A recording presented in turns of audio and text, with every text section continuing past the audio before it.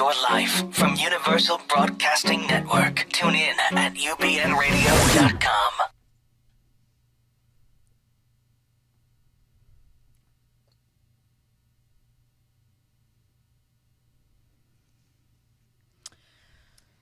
Wow. Hi. Welcome, everyone, to Shut Up. This is a weekly... Which is odd because we actually did shut up just for a moment there. We did, and we're all shutting up in solidarity with journalists who have been killed in Paris today. It was a terrorist attack. They were attacked for freedom of speech, for being cartoonists, for making fun of the Prophet Muhammad. There is a massive attack on freedom of speech.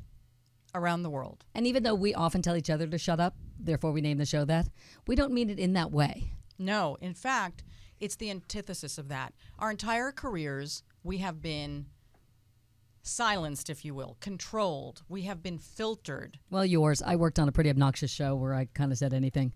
But you were a news person. That's different. I was completely No, it's true. And you were completely told what to controlled, do, what and to what do, to cover, and what who to to talk to. Yeah, I mean, you worked for CNN. I'm sure it was somewhat rigid. Extremely. Yeah. I mean, I don't think quite as much as what you had. But CNN was not what a lot of people think it was. They were actually pretty decent to work with. And they never said, here's your point of view. I would go in and generally... Oh, God, I would hope not. But a lot of people think they do. At CNN? I mean, MSNBC, yeah. Fox, or yeah. Fox, but yeah. CNN? But a lot of people think that CNN would, and they did not. They were actually pretty decent to work for. Having said that, you still always, within the news business, have to work within those parameters, right? Regardless of what they are. So what you're saying is you've always been told what parameters to work within. And you can say anything now, and just we will tell you to shut up. No one else. Well, that's why we're called this. So, But you know, look. I mean, I don't care. The interview, to me, it was mostly about fart jokes, and I think it was a stupid idea and a stupid movie. But I respect that you can make a stupid movie about a stupid idea about fart jokes and not have a penalty. Well, but clearly there is a penalty. It shut down an entire studio. It stopped a movie from coming out the way it was supposed to. It scared everyone from even the idea of putting any browser that they had, their mouse, anything towards that in any way to look for it. Wherever it had been downloaded by the hackers. Are you having a hard time taking me seriously because I'm putting on my glowy stuff while we're talking about this? Yeah, but Okay. I guess, Keep the going. thing is, you get to do whatever you get to That's do. right. That's the whole point and of we this. won't shut you up. We won't tell you what to do. Well, you just will tell me might to shut look up at kind some of point. Silly, but whatever. I just have to go ahead. But Anna, what were you saying? No, I think that's what I love about this show. I mean, people will say, well, what's it about? And, is it stupid? It's like, yeah, it may Could be be. stupid. Not today. No, and we not do right talk now. about charity, so I always hold that in my heart. We have that. We always highlight one charity. But, we're journalists from LA. We've been here a lot. Well, most of our careers, but we've worked all over the country. We're serious journalists and talk show hosts, and we've chosen to do this show because we want to talk about whatever it is we want to talk about, and we're not going to be dictated to by anyone on this. No matter, and so that means if we want to be stupid, we can be. It's interesting. As much as people are trying to shut down journalists, as much as they're trying to shut it down, a movie, a journalist group, you have so many more groups like this that are giving you more free speech, more license to talk on the internet. So many more shows like ours are actually going to be out there. As opposed to shutting them down, I think there will be more of them. Okay, so what important things do you have to say? No, well, what I think is important about a show like this or anything on the internet is that everyone has a voice now, whereas before you were controlled by corporate media and these corporations, these giant corporations. But now, if you find someone who's like-minded, you have a voice on the internet, but the flip side to that is how they are recruiting jihadists. That is how you are coordinating this attack today in Paris. It's a double-edged sword. That freedom of expression and the tools and the vehicle through which you do that also, it is being used against us. Exactly. It is for and against us at the same time. Now, were you in Paris or you were only in Berlin? No, I was in Berlin and Prague, and I actually, of all the places, I went to the Berlin Wall, and I hadn't been there since I was out of college, and it was really cold. It had just snowed. We've got a picture of it, John, and it was beautiful, actually. It's completely covered in graffiti. And you wrote something stupid on the wall. I didn't write You anything. did not. I didn't write anything on the wall. You didn't write "shut up"? I wrote it in the snow. I wrote it in the snow. I wrote "shut up" in the snow. But look at that. Look at what the Berlin Wall stands for, right? It is the fall of the Berlin Wall is the fall of communism and supposedly freedom of speech, correct? Is that what it stands for in I would have some said way? yes, but I was drinking water. In Yes. some way, yes. In a big way, yes. I mean, and what's interesting was when you were in Prague, we were there over the summer too, but we went for a different reason. Look Why at did you, you the go? world travelers. We are such the world travelers. We took the boys and we went in search of John's family. You know, his dad was captured by the Nazis when he was 14. They literally went to his. No, this is in Poland. We went to Poland first. Do you have any pictures of some of this? I can get them. Okay. We were in Thanks, John. Poland actually first. Other John. These That's not people- John, your husband. No, not John, my husband. We No, because she's not as nice to him as she is to you. well, no, but we were in Prague, and I thought, why did you go? Did you go just for fun? Is that why you were there, or was there a reason why you went there? There was no reason other than I'd never been to Prague. I'd been to Berlin, and Ming had never been to either. So it seemed like it was a doable, quick trip between two cities and one train in between. So that's why it was a really short trip. So we did the same, but the goal was we started in Poland to see where John's father, Chester, was taken from the Nazis. He was not Jewish. He was a Catholic boy, and he was playing with his sister outside. He was 14. His sister was 11. A tiny, tiny little farm. There's John, my husband, and that is the little farm. Those are my boys. That's the well where I'm not sure which picture you've got up. I see a lot of them going there there. you Back go, up. the well. Coming up right now. And one day, the Nazis came marching down the street, and they were going door to door, and they knocked on this little door, and they took Chester away, and Chester never went back. He went back one day. If it was Catholic, do we have any idea why? No, I'll tell you why. Because they weren't sure if he was Catholic. It's a long story. I'll be very brief about it. But they weren't sure. They then put him on a train, and to Auschwitz he went. Ugh. And then they looked at him. One soldier looked at him and said, Jewish or Catholic? He said, Jewish.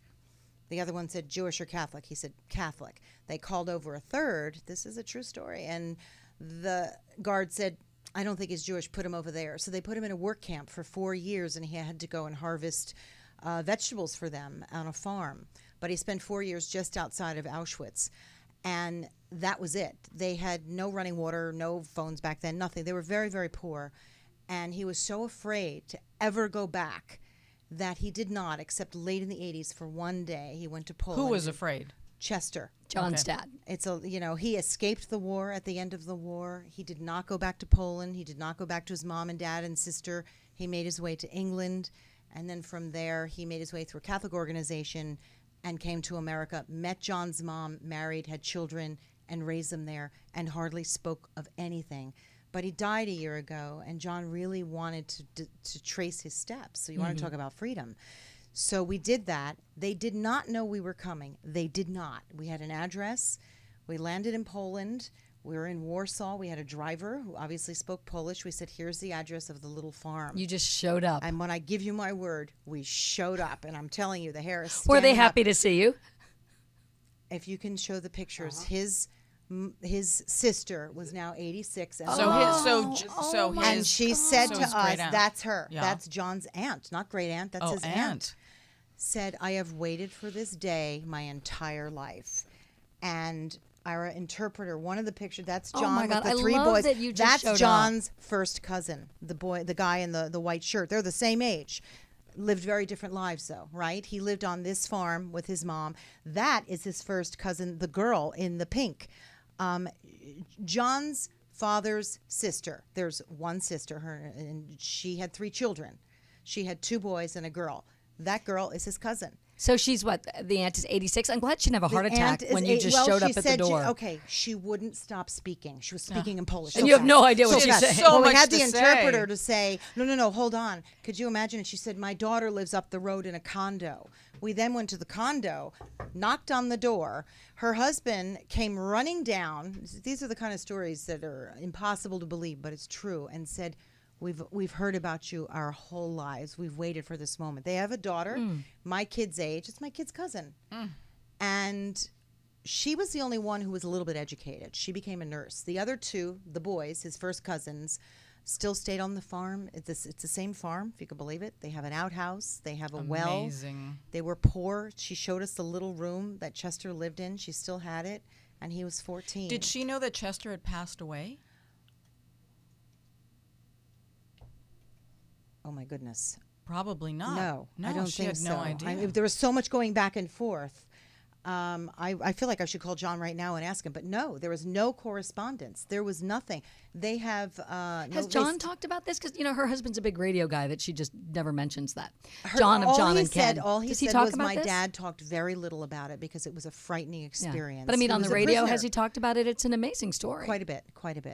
You and should that's listen, why, Megan. Apparently, I've never Yes. listened to your That's husband. why we went to Poland, and then after that, we then went to Auschwitz and Krakow, and we went to these places to trace his steps where he had been, and then we continued on our journey to make it a little more uplifting, and went into Prague, and we went to Vienna, and so forth.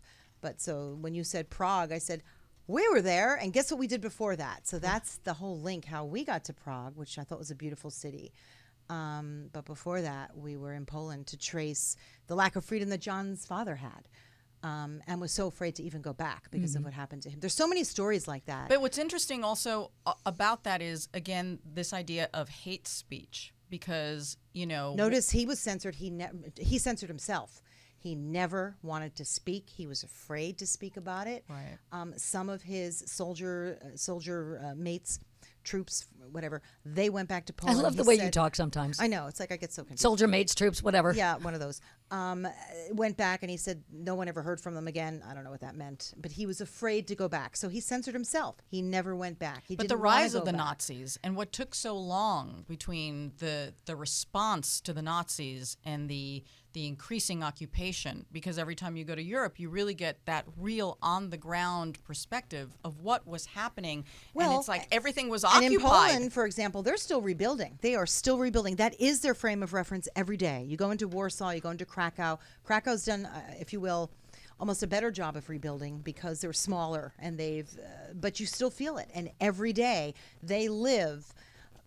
The way they live, they still reference back to that time in World War II as to what And I'm happened just trying to see them. if there's anything new going on in Paris. But there's a manhunt, a massive manhunt going But on even there. then, the censorship has always been, and it's gone on before then, and in every time period, it's always been. And now they can blow a place up.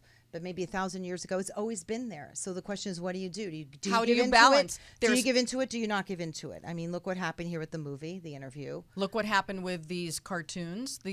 All these journalists are now dead. Yeah. We don't know how many more are going to make it. So many have been injured. 11 injured. All because of a cartoon. And it was specific. This place, the offices of this French magazine had been firebombed before. And the photos of these cartoonists and these editors were on a jihadist website with wanted signs. There was, the leader of ISIS had already declared that he wanted to do damage in France. That was already a directive. Now, the question is that a directive that was then interpreted by someone, or was Well, this... it's always interpreted by someone in some way. I mean, yeah. Charlie's on the phone. Charlie's on the phone. Boy, we could use a therapist I know. right I now, mean, right? we were going to talk about the New Year and silly stuff and New Year's this just resolutions, happened. and we can talk. We can still bit. talk about that, but We because can. it all interweaves. It does. What a way to start this new year, though. It has not been the greatest New Year for me, I will say. Charlie, are you there? Charlie, Sophie? I'm here. Hi. You. We need a therapist. We need a I therapist can bad. hear that. You do. So, Dr. Are you Charlie, laying Sophie, down or you're sitting up? We're still sitting, but not for long. Okay. do you know a therapist, author that you are? Do you know I've never had therapy, but it may be time. It's obvious. Okay, was that It's obvious? very Oh no, serious. Is it obvious I've never had Yes, therapy? I think so. I've been in therapy for much of my life, so I can judge. I'm asking Charlie. the other therapist in the room. Oh yeah, the other therapist. Yeah. Can you No, tell? not all the time. You can't tell if someone's had therapy or not. But I haven't met your son. He's pretty normal. Well, then there you go. I You think, didn't need it. right? Okay, then it all turned out okay. But listen, Charlie, we wanted to talk to you first of all, maybe about the new year and some lighter stuff, and then there have just been some incredibly crappy things going on in my life, so I'll burden you with that a little bit. But how do people? Okay. You start the new year. My whole thing this year was not to be like a cable news channel. Not to like ping Your from life? from one Oh. disaster to another. To just, I kept hearing that scripture, be the light. So I kept thinking, okay, I'd rather be a steady light in my life for people as opposed to pinging from one thing to another. And it lasted about 3 days.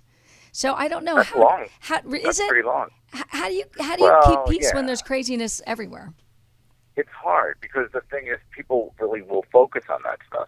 The bottom line is the only way to get through that is to focus on the strengths of things. So the good stuff of whatever it is. And that's how you kind of take the light off of the dark. And you focus on what is good and what is right. And even if it's an inch by inch thing of your day, like, you might have had a crappy day, but what was really good about the day? And then you just focus on that stuff. And it's not about focusing, meaning you just think about it. It's you really understand that was a good thing, and you let that lady go in front of you at the grocery store, or you helped whatever. If you don't build on strengths, there's no foundation to ever get through the darkness. As it's so easy to, someone can say to you all day, my God, Deborah, I love you. Oh, thanks. And then one person will say something crappy to you like And it undoes you. like, it undoes me. well, did you I put your read- eye makeup on today? And that's all you focus on. Well, because I read somewhere, Charlie, hi, She this always is says Deborah, that to me. where I didn't say it today. What- It's a new year, Dorothy. No, but I've read for one crappy comment, you need 10 or more, I don't know, 15, 17, to sort of get that crappy comment out of your head. so Charlie, is that why, correct? why do we focus Yeah. on the negative? Well, but that's my question. Is it easier? Why?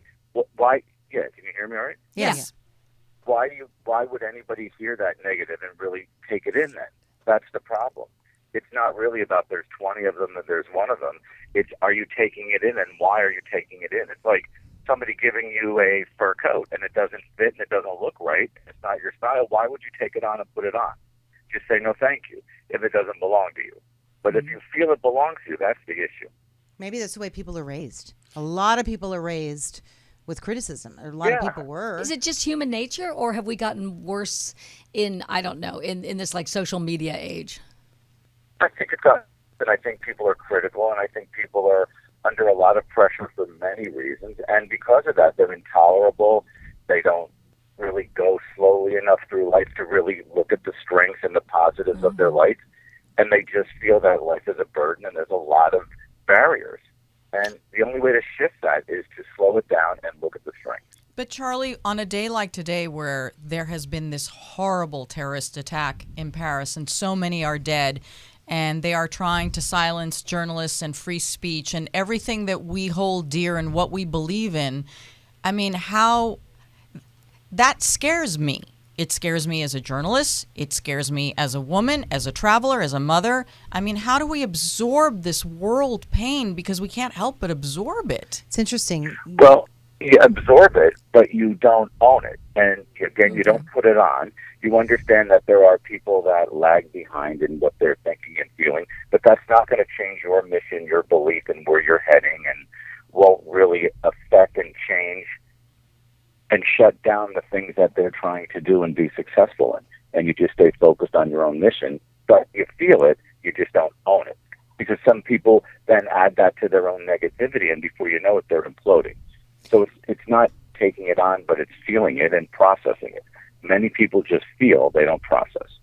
I always feel like I want to jump in and help and make it better. Right. I this want is to fix Deborah. it. But I always do want to that in fix your own, it. either do that globally or do that individually, but that's the part of the processing many people won't mobilize to do. So you're saying that is a So good that's thing. good. Yeah, of course it's a good thing. I think get that's, it. Yeah, is it's that a great women thing. too? You just always want to fix everything. Like No, that's but a I mom do thing. like I'm not even scared of it. I just immediately want to go into attack mode and say, "Oh no, you cannot do this." Right. I want to just say, "No, you cannot." Now let's figure out how you cannot, and who else do I know who feels that way? Because I won't let you do this. I'll get angry. Yep, that's the way to do it. Mobilize. You feel it, but you mobilize and you go through it. Otherwise, you live it and you just feel it. So you do little things in your own life? Me, yeah, tons of them every day. I mean, I can have a bad outcome or a questionable response to a medication in somebody. I could have a child who's been badly abused. It grosses me out. It disgusts me at 2 o'clock in the morning to be called about a child who was used like a cigarette lighter, and people put cigarettes down on them and they were high.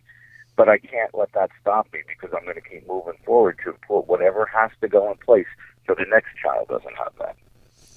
Charlie, the other thing, when we originally set this show and we wanted you to come on, which is like we just invite our friends. That's what the show is also about. We just invite our friends. And we have good friends. We have great friends, but we were talking about resolutions, and a lot of people believe in them. I don't. I believe every day is a resolution. Every day of my life, every year of my life, I'm striving for something. Yeah, I can't believe in them because I can't stick to them. But What do you make of it? Is it just, is a resolution a distraction? Is it a lie that we tell ourselves? It's a way to make money for people. No, because I think whether you believe it or not, you're living a resolution. It's just that you own it day by day, and you have to be accountable for it in that way, and that's how you can really bind yourself to a successful outcome.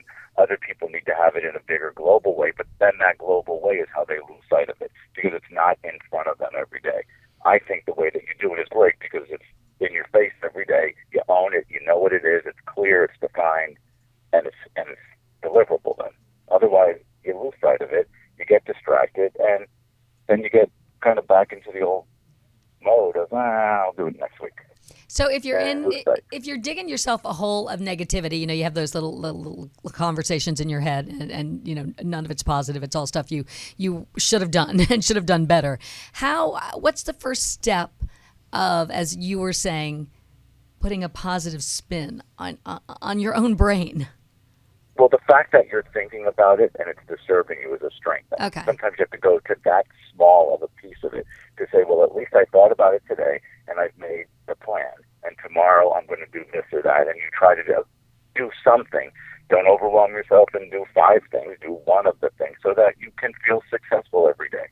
But that's the way you start. Like, at least I'm thinking that what I'm doing now isn't working. Because I think if you can get negative thoughts out of your head, to me, that's almost a high. If you can, as soon as a negative thought comes in, you can kick it out. To me, that's a great high. Of course. And what about, Charlie, are there... nothing... Go ahead, I'm sorry. No, I'm sorry, Charlie. I was just going to ask about how, the beginning of the year, we're all supposed to be so happy and excited. And, of course, today's just a very bad day, for our planet. But do you find that at the beginning of the year or right after the holidays, people are really depressed? Oh, very depressed. It's very hard to go back to work even if you're not depressed and you had a great break or a great time with your family in the holiday season. That's tough on its own, much less if you have any other issue that's pushing on you, whether it's a mental health issue or it's a financial issue or something.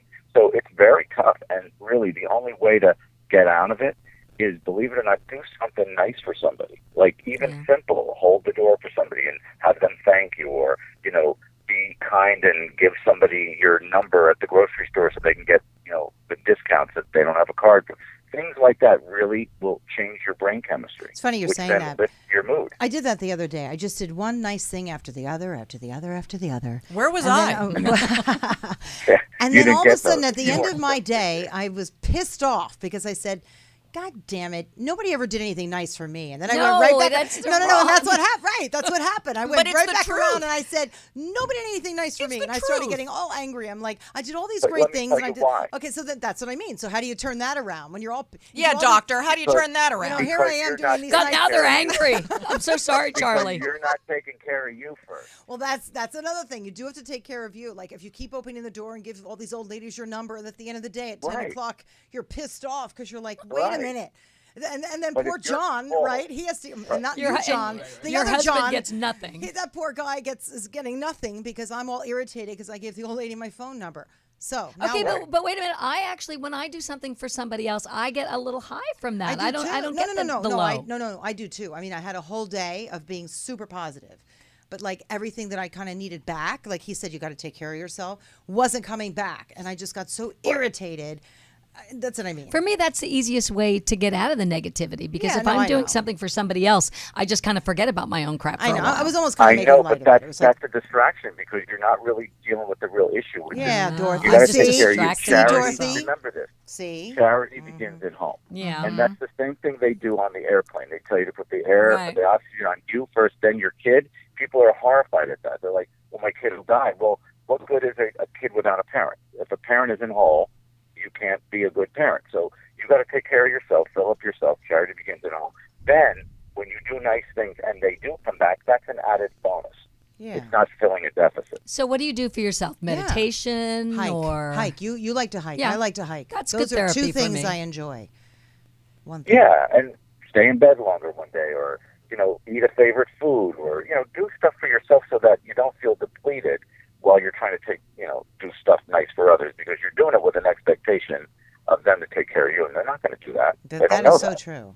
Damn them. Not that I don't do anything with an Damn those expectation people. ever. I don't expect anything back. I was just sort of, I don't know, joking a little bit. Where Yes, I you had were. You were pissed off. At Yeah, I them. was pissed off. Oh, this one's good. You I wanted like them this to open guy. the This door. guy's They wanted fantastic. them to buy you lunch. Yeah. It's like exactly. I just need one lunch bought, please. But you're killing my theory that self-help is crap and that the only way you help yourself is by helping other people. I think that's you're my right. dream, and I think you're killing it, Charlie. No. I think you're right, Dorothy. But he's just saying you also have to help yourself. You have to do like both. Yeah, self-help isn't done to, help others and only. You got to have a full plate and be able to take care of yourself first. Right, because it's almost like avoiding yourself in a way. It's Oh, like I do that. If you're so busy helping everyone else, Yeah. Dorothy, you're not dealing with whatever underlying issues or feelings or hurts you Oh, have. Charlie, you're fired. Anna's a really good therapist. I know. I mean, how Dorothy, many what people is do really you going know? on, Dorothy? We need to know, Dorothy. I don't know. I've never had therapy. What's that, Charlie? Yeah, lay down, Dorothy. Take a deep breath. I'm going to lay down on Anna. There you go. Don't mind this white coat. It goes with everything you're going to wear. Oh, Charlie, last time we had a therapist on, Dorothy revealed that she's never peed in front of her husband. How long have you been married, Dorothy? Like 20 years. Charlie, is that, I is just that did weird? that this morning. I think that's kind of nice. Well, why? Because it leaves it for him to wonder about? Well, I don't think he wonders. I mean, isn't it okay to have, like, it's been 20 it's very years. proper. It's There's actually not a very lot of nice. mystery. I mean, maybe there's just one little mystery. You know, Is that weird, or is that like a nice thing? Well, I think it's probably from her. It's coming as a nice thing because it's a respect and a boundary she's keeping. yeah, But a little I decorum. wonder how you didn't cross paths.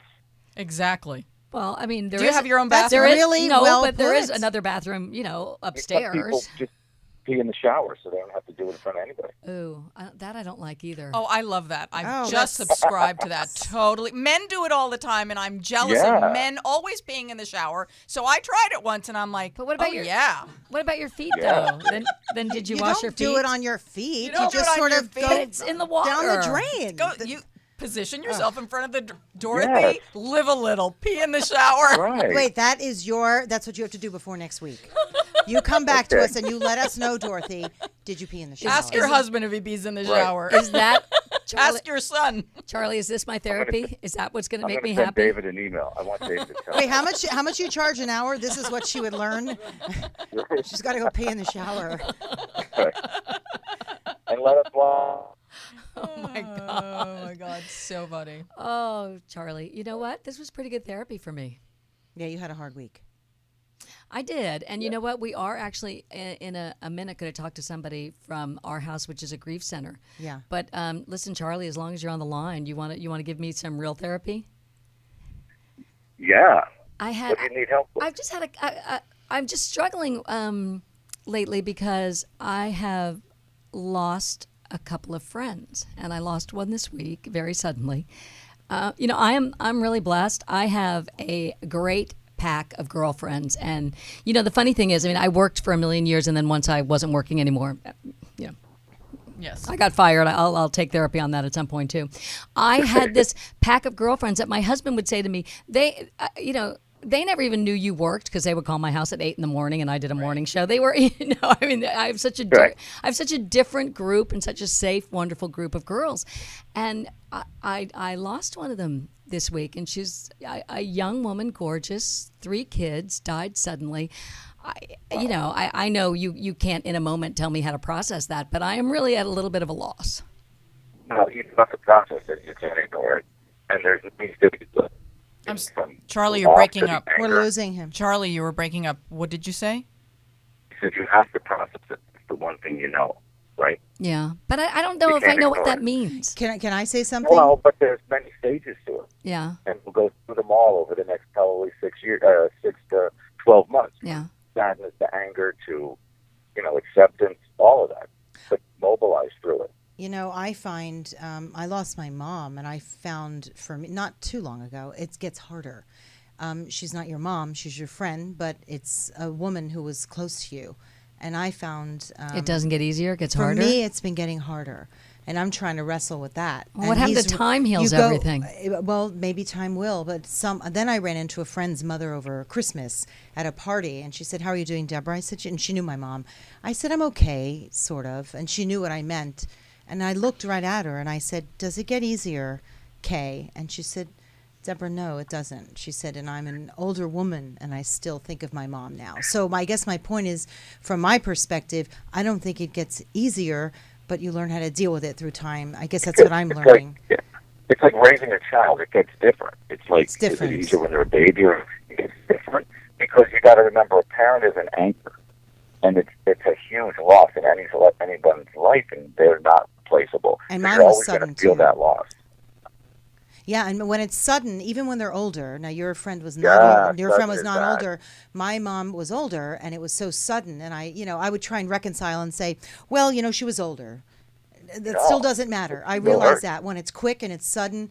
Your friend was young with children. Your friend, a mother. My mom was She was my 45, mom. your friend, right? Unbelievable. 45. I think it's stages, and you will not know those stages. I don't know my stages either. I just know I'm still going through them, and I go through them every day. And there's nobody can tell you how you're going to go through it. That'll be your personal process. Well, I've been Yep. in the why, which is ridiculous because I mean I know. I am a Christian. I'm a big believer in God. I know I'm never going to know that answer, but it was kind of just bugging the shit out of me. Why? It just I guess that's the shock. It is the shock, and it'll be It's your totally process. a shock. And it's not fair. Our house, you had mentioned Our House. Are you're connected with them? Yeah. Yeah, should we get them on the phone? They're I gonna also call don't, soon, I don't yeah. want you to forget my friend is calling in from New Jersey. Oh, yeah. He's yeah. calling in. We and- actually, we have the Grief Center calling in. and my friend Make is sure one that of the they counselors. share you with Go ahead. share that with you. I'm sorry, their documentary they did. I hosted their documentary review for HBO, and they won an award for it. It's really very touching, Wow. and I mean, it would be helpful for you to watch that, especially since you just lost a friend. And they're on the phone now. They're John is telling us, wonderful. okay, so Dr. Charlie, Yes. you did the intro to them. I Because know. they're on Yeah. the line. Thank you. God, you're good. Dr. Charlie, this is Deborah talking. You were terrific. I want to meet you one day. I think you're great. I You're think really you've good. probably met him at our events. He's a great supporter of the Good News Foundation. Next time, I'd love to meet you face And to you face. didn't really see the side of him today, but he's very entertaining too. Oh, he's hilarious. He's a good-looking man. I'm Yes. looking at his picture. All right, and you're cute. yeah, you're Yes. cute too. But that's okay. Thank you, Charlie, and Thank Happy you. New You're Year to you welcome. and your family. Take care. Charlie, All right. Thank you. Take Bye. care. Bye. Gosh, was it okay to say that? That To he's say what? cute. Is Is it it like he is is it like cute. Would be awful, okay with that. It's the inappropriate? truth. I mean, It's- my husband wouldn't care. He'd We're be here like, to be please, inappropriate. Deborah, Oh, just shut go. up, Deborah. You shut up. He'd be like, please, Deborah, just go for it. We are all Thank about you. inappropriate. Oh, really? No, not that way. Just he knows how I can be. Very flirty. So who's on the phone now? Is Michelle on the phone? I am, thank you. Michelle, I Michelle. actually want to say something. Thank you for being here. My friend, and she's a good friend, Robin Blau, works with you, and she suggested we talk to you. So thanks a lot for being here, and please thank Robin for me if she's there or listening or whatever. So thank you. Yes, hopefully Robin is listening. She's a terrific board member of our agency. She's wonderful. In fact, I was going to call her or you or people there when I lost my mom. We're talking a little bit about grief, and I never really did. And then when Did you ever talk to anybody? yes, and I'll tell you what I found. I found, just like I said to you, everyone goes through their own method of grieving. Mm-hmm. And one person's way of going through it had nothing to do with the way you will, or that I am going through it. But it would be helpful. It'd probably still be helpful for me to come in there and talk with people. But it's Robin who is the one who turned me on to to all of you there. So thank you for being here. So, Michelle, you're Thank you're the you. executive director, and did you hear that Dr. Sophie gave you an intro, so we don't really have to? No, I didn't hear it. Must have been calling in, and when I heard his voice, I said, I know which Dr. Charlie Yeah. that is. He's So terrific. I'm delighted to know that. We're from our House Grief Support Center, and he is another one of our community collaborators. So thank you. Thank you, Charlie. So I don't know where to begin. I started writing a little bit. That helps me. I have a blog.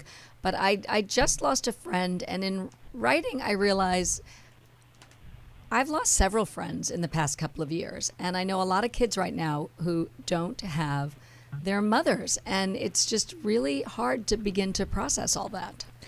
And I know someone this week who lost their daughter, and she's 15 years old. And our community, an immediate community, is going through grief, just trying to process what this poor family must be going through. So there's so much going on. You know, we were talking about resolutions, actually, which is generally a happy thing, right? But this year, I mean, look what's happened today over in Paris, and some of the loss that Dorothy is feeling, and the loss that I've been feeling with Mom, and some other things. We just thought it was a good idea to get you on here to talk to us about that, and particularly Dorothy. Dorothy's really having a tough time. Well, I'm just in the middle of it. So I lost a friend this week, and I don't even know where to begin. Well, I'm so grateful to Robin and to both of you to have me on the show. I mean, death is the most universal of human experiences, whether it's something that is very sudden and tragic, like what's going on in France, or after someone dies after a very long and grueling illness. It's still something that the grief experience that happens after a death, it continues to mystify people. People don't expect to have the feelings that they're experiencing. It changes, doesn't it? I know for me it's different really for changed. each person. Yeah.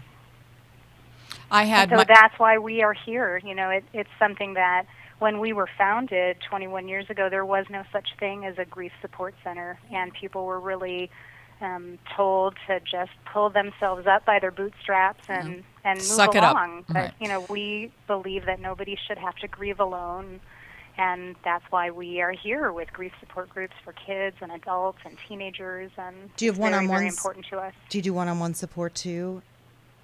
You know, we meet everyone first one-on-one to do an intake session, but our model is to provide grief support because over the years we've really discovered that the best thing for people is for them to be in a circle with other people who are also grieving the death of a loved one. And what we do is we put people together who are the same age, roughly, who are mourning the death of the same relationship. So young widow or widowers who are together, children who Interesting. are in elementary school, perhaps, who had a parent die. So that's what we do. We put people together who have had like life experiences. Well, that makes sense to me. And, When yeah. my dad died, the only people that I really felt I could talk to were people who had experienced that. Well, a Right. friend of mine and Would I, all spring. one of my friends said after my mom passed, she reached out to me immediately and she said, Deborah, now you're part of a club nobody really wants to belong to, but you're here now anyway. Yeah. And, you know, so you're right. It's of like experiences. And what were you So, going to know, say? You've been so quiet. No, well, I too, my friend's father died. This is someone who both Deborah and I used to work with back in Atlantic City. And his dad died yeah. right after Christmas, got the flu right before Christmas, and then died right after Christmas. And it was very, very sudden. And the last time I saw him, I was dancing at his son's wedding with him. And I, you know, my loss is in nowhere near what is happening in that family right now, with a son losing his father and a wife of 64 years losing her husband. But it happened at the holidays. Dorothy's friend also died around the holidays. And I wonder, is there any additional significance or pain? I mean, the pain's always going to be horrible, but when it happens around the holidays, does that complicate things? Oh, I would think so. Well, it does. And again, you said it earlier that there is no one way to grieve, that everyone has a really different experience. You know, it's a life-altering event, whether it happens in December or it happens in January or it happens in September. But because people have expectations of what the holidays are like, that family comes together and you have family rituals and a lot of meals, there's a lot of extra weight. And so we do a lot to prepare the people who come to our agency and people who even just go to our website to look for tips on what they can do to help their friends or family members.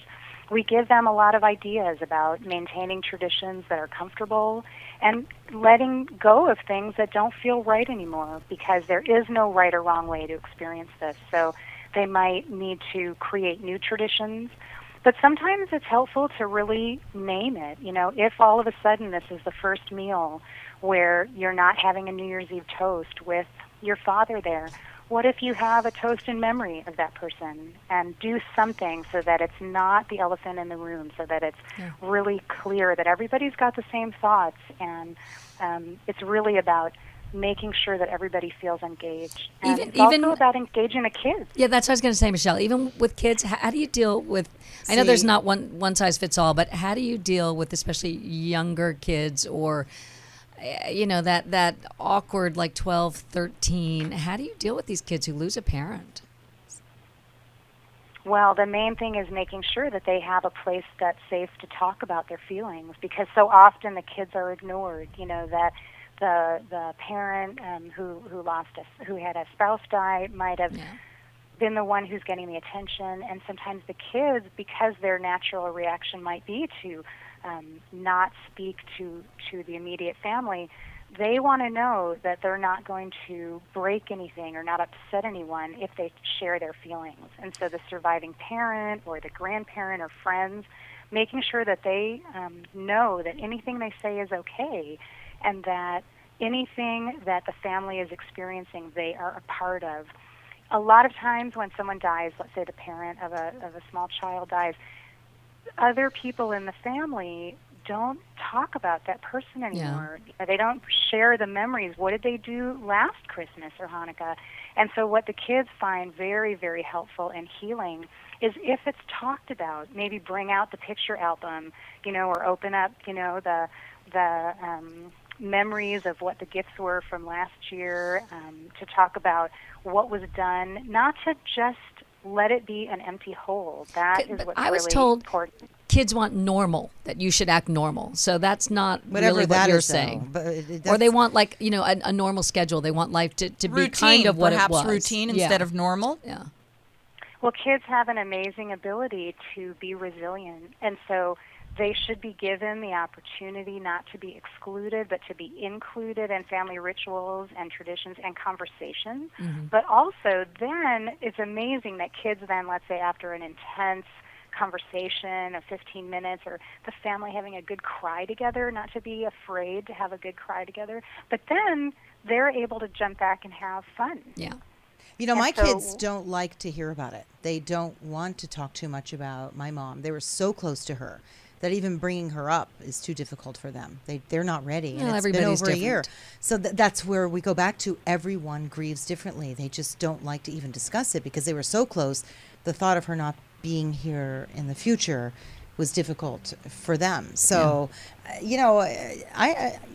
you're great. You've given a lot of great tips, though, on what to do, but there's really no one way to handle it, right? I mean, no, there isn't. And we really direct people, if they have experienced the death of a loved one, or especially if you have a child in your life who has experienced the death of a parent or grandparent. We also do a summer camp right here in LA, in the Malibu area, called Camp Air in LA. And this is this wonderful weekend. We do it twice in the summer, where kids get to be kids together and swim and climb rock walls and eat terrible camp food, but then they're with other kids who are having the opportunity to talk about being, what it feels like to then not be the only kid in their circle who has experienced it. I'm such a blonde, I should have turned my phone off, but my friend who just happened to call me at this moment is a girlfriend of mine who lost her husband about 2 years ago, so there are no coincidences.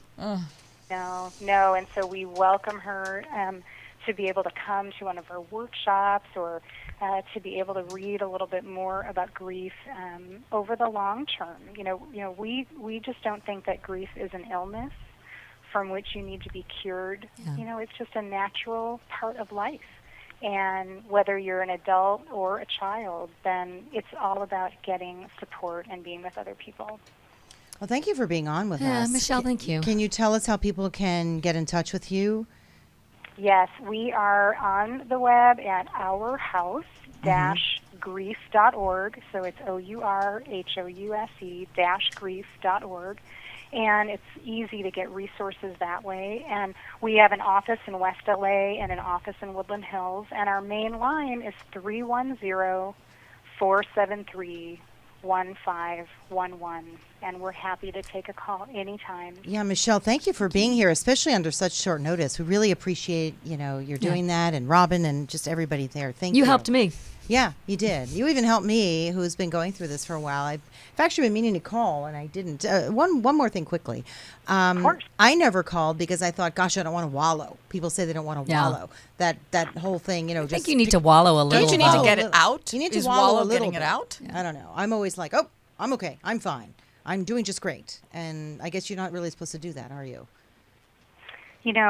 Many people think about, well, I don't really want to come to a support group and hear other stories about other people's deaths. It's going to be too Depressing. Yeah. But it helps. And, group is not for everybody. However, we know for a fact that it helps That it to helps, share yeah. grief and to express your thoughts and feelings. It's just, it's an opportunity, especially what you're talking about, after the immediate surrounding of friends and family who might gather for a month or two and bring meals and call and check on you. Then everybody expects you to just get on with life. So it's a little bit after the death that we think is the most important time for people to know to ask for help. And no one should be expected to do all of it all by themselves. Well, And, I'll share one, brief anecdote. Like, I'm fortunate. I work here in both offices, but in West LA, my office is literally next to one of the group rooms, and I'm here often in the evenings, which is when our adult groups frequently happen. And through the wall, I can hear laughter on any given night. So it's not that people are just sitting in a circle crying together, but they're sharing reminiscences of their family member, what worked and didn't work in their family or in their circle, and they're smiling and laughing as well. And it is something to remember that it's the full gamut of feelings. Thank you, Michelle. Yeah, thank you for bringing attention to a topic that often is stigmatized. So thank you again, and thanks. We would love to list the link. Okay. So do we go on ubnradio.com? Is there anywhere in particular? Yeah, that we John, should- our engineer. John, will you help do this? Like make Great. a clip and then put it on YouTube and on UBN's site as well? We will do Great. that. That's probably something we're not as good at because we're a new show and we are a little different in how we do things, but But we're Great. getting We'd there. love to But we'll make spread John the do it's a it. word. resolution. But yeah, that's what We're gonna John's make it here work. for. Just It's that's why our John is here. resolution. Just make John do it. All right, Michelle, well, thank you again. Thank you Okay, so thank much. you. All right, thank you. Bye-bye now. She was terrific. I Now, hope I haven't depressed you guys, but I feel better. well, Good. Well, I that makes honestly okay. feel- Guess what? Then that 'cause- makes me happy. But it is a process. I just want you to remember. No, this. I It's just such a feel process. like I have now in my head a teeny bit of a roadmap Yeah. where before And by the way, that roadmap, it's going to change. yeah, sure. It'll change, and just know that it'll change. You'll go off course a little bit, and then you'll come back on the street a different way than you expected to. And I mean, what the family's about to go through is so challenging. Anyway, but that whole idea of a roadmap, the other day, I was out with Ming and we were driving for breakfast, but we didn't know where we were going to go. And he's driving and he said to me, but where are we going? Why am I 'cause still driving? And I men said, wanna know. Where are we I said, going? but that's life. I said, that's life. It doesn't matter. You just have to keep going and you don't always know where you're going. That must have totally pissed him off. oh, my he husband he would was have so killed good about me. it. We found a great place for breakfast. By the way, the Meyer lemon pancakes were fantastic. Where were you? It's called Stir Market. It's on Beverly near La Brea. Oh my gosh, it's brand new fun. and it's delish. Fun. Oh, we should have them deliver something to us. we So, should. all right, you Oh, guys look, wanted to talk about we something. do. There's 'cause something that Deborah and I want to you talk have about. massive history. We do, and I Jeff don't even is know on if the we line. have time though. Well, We're do about we? to go off the air. We can can. go Oh, a we little can bit talk. over. Jeff, are you there?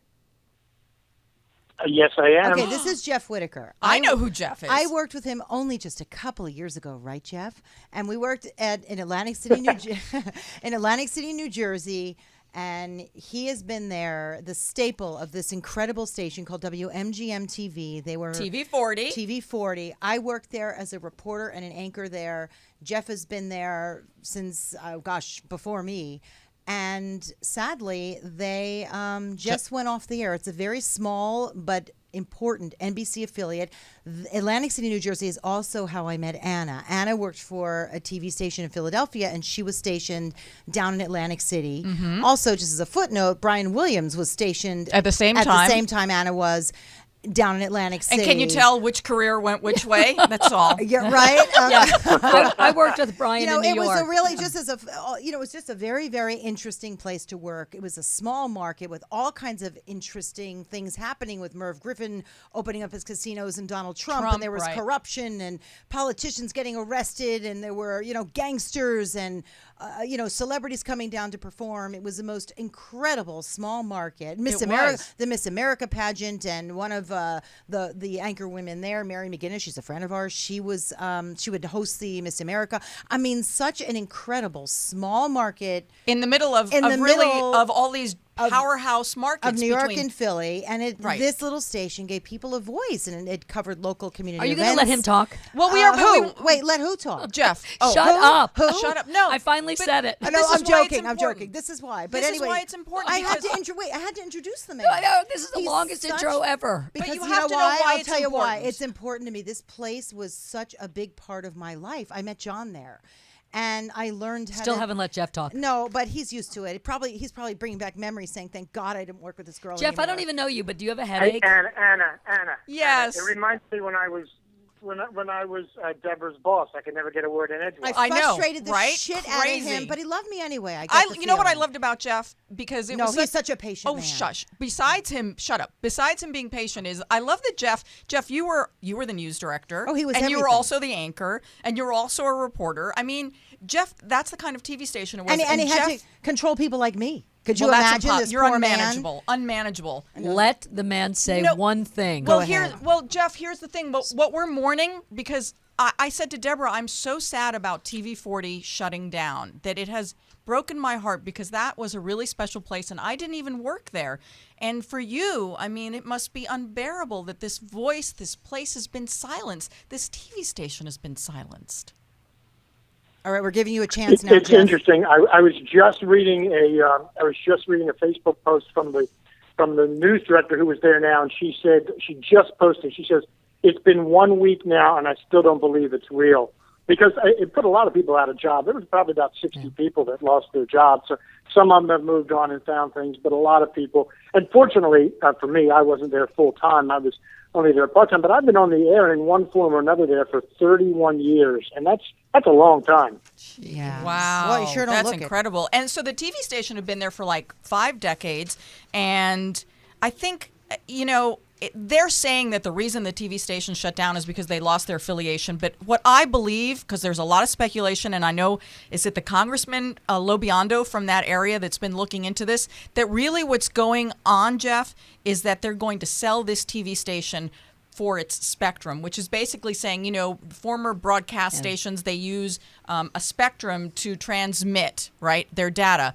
And now it's become much more valuable for wireless companies. And that this TV station is going to go up at auction to sell its airspace. And that somehow that's more valuable than the voice of a news department in a small town that nobody else covers. Well, that's exactly what's happened. The station has already been sold. A company from out west, out your way, and I'm not sure where they're based, but they're called Locust Point Media.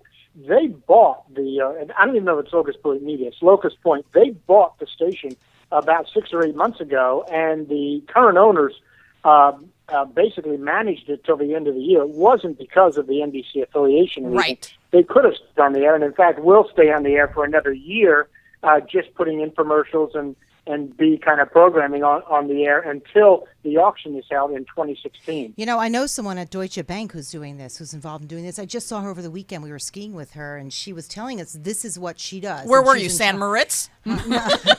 This is what she does. How did you work with this woman? This is what he loved me. Jeff. Didn't you, Jeff? How did you control this woman? You were her boss? He couldn't. It's impossible. But It was tough. This is what's going Do you on. know, Hey, God, Anna? wait, God yes, gave... yes. Jeff is talking to me, And I Deborah. don't know But how many quiet. times it was Deborah. Deborah. No, but wait a minute. But it This was. God gave him 4 daughters because he's a patient man. This is that's all I can Now, say. what was it? Was it that she wouldn't shut up, or she didn't follow direction? Let us know. What was it about this woman? All. Now, you know what I always said, and you would appreciate this, Anna. I said, the worst part about being a news director over reporters is the very thing that wants to make you hire them to be a reporter. Yes. I love It's the you, very thing Jeff. that makes them rotten people to manage. It's true. Yeah. It's true. I agree Excuse with you. me? Yes. The The You feisty- want somebody who right. questions authority. You Exactly. want somebody who always second guesses things. Right. You want somebody who's curious and always wants to go against the grain. And that's not the best employee by any means, you know? Yeah. Because you just wanted her to follow orders and shut up. Right. But Deborah, what were you saying about your fancy friend in San Moritz who was skiing, about how they're just selling off these Okay, this was tiny not TV San, stations? This was not San Moritz. This was in Big Bear. Thank you very much. Same Big thing. Bear, yeah. The family friends. She was visiting from New York, and she works for Deutsche Bank. And this is exactly what she does. This is exactly it. They break apart these stations. And she, for all I know, she's working on TV 40. Honestly, I'm actually going to ask her. She lives and works in New York, a young girl. And she was telling me how profitable this has become. This is what they're doing, and they're going around the country and doing just that. So, And that's silencing voices in some ways, so you Right. can get a better phone call. And I know that's important. But what you've got to do is you've got to follow the money trail, because ultimately I think the blame goes to the federal government, because the FCC changed regulations that allow this to happen.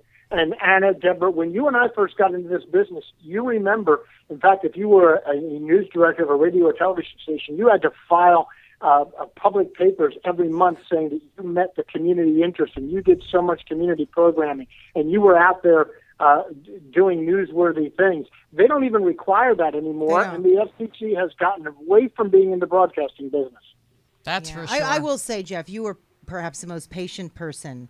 He was the guy for the Oh, job. I can see that. He was like the Walter Cronkite. He was sort a of is. solid He's a news solid guy. He's right up there at the helm, just the last guy standing, doing the newscast.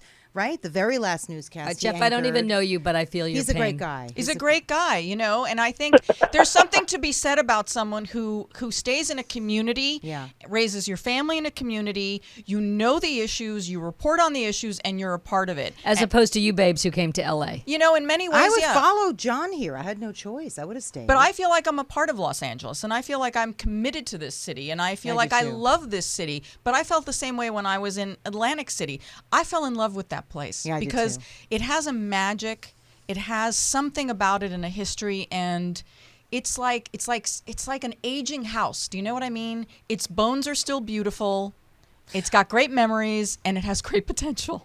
Yeah, but I have a question now, Jeff. what Well, do and I people- always used to tell reporters, what a better place to have your first or second job. It was amazing. You're covering major market stories Mm-hmm. next to major market reporters in a small market. It's like you said, with the Merv Griffins and the Donald Trumps and the organized crime and everything that went on. You had Incredible. major stories happening. You know, it wasn't the cow crossed over into the pasture. But that did You know, happen in these were Cumberland major County. stories. You got a chance to cut your teeth on. Well, You know, I Jeff- just want to thank you for raising them, because they turned out very nicely, We're good these news women. girls of yours. Thank you, Jeff. Thank you. Yeah, we have to go because we're getting Hey, the wrap-up thanks a lot. sign. But I want to know, I missed you. You're a great guy. Thank you, you Jeff. for doing this. Okay, let's stay in touch.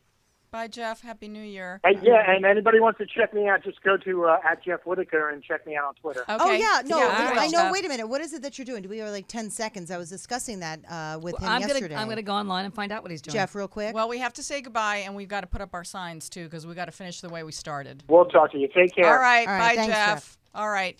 So we're going to end the show the way we started it, All in right. silence, and Okay. we're showing our solidarity. For free speech.